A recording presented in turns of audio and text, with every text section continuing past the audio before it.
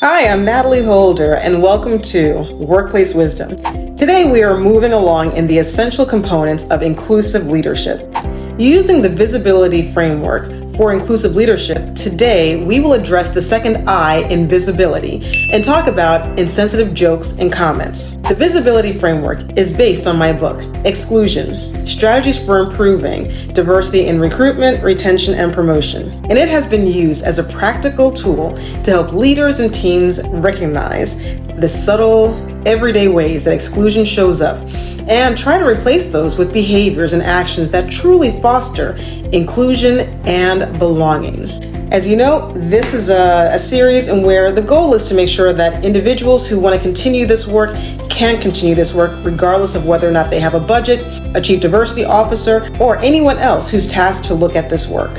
So on the surface, when we think about insensitive jokes and comments, they may seem harmless, but the reality is that they can create long-lasting damage. An insensitive joke is usually one that draws on stereotypes or mocks someone for something they cannot change, like their race, ethnicity, gender, or accent. You've probably heard things like, "Oh, people are always late," or someone mimicking a colleague's accent in the name of humor.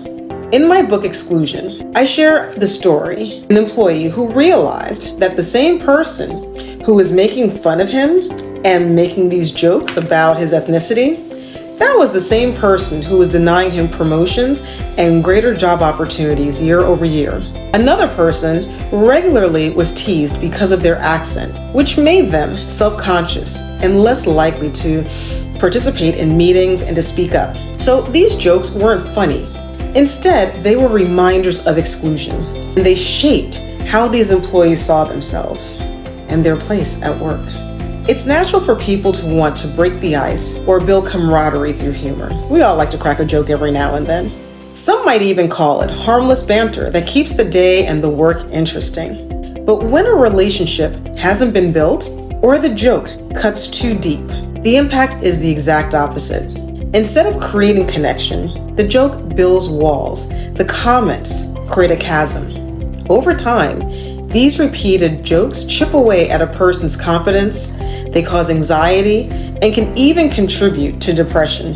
And when employees feel anxious or shut down, their performance suffers. Creativity, collaboration, and productivity all decline in environments where people feel like they're being laughed at instead of listened to. Inclusive leaders take notice of what is said and how words can be landing on their people. They take a moment to notice whether that fun office banter is fun for everyone or is harassment for some. Most times, they are able to put an end to the jokes and comments by telling the offender to just knock it off. There were inclusive leaders in my book who pulled their colleagues aside to address how a junior level employee was being treated. Sometimes, inclusive leaders will address issues more systemically by hosting professional development and learning opportunities that include concepts around understanding and cultural intelligence. Either way, inclusive leaders intervene where needed. All right, it's not easy work, but it's work that is necessary and must be done if you're going to be an inclusive leader and if you're going to create a workplace and where everyone feels as though they have a place and that they can be psychologically and physically safe.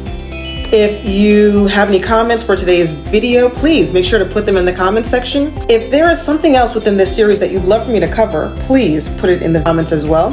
And don't forget to hit the subscribe button so that you can be alerted as to when the next video in the series comes up. All right, everyone, have a great day. Take care.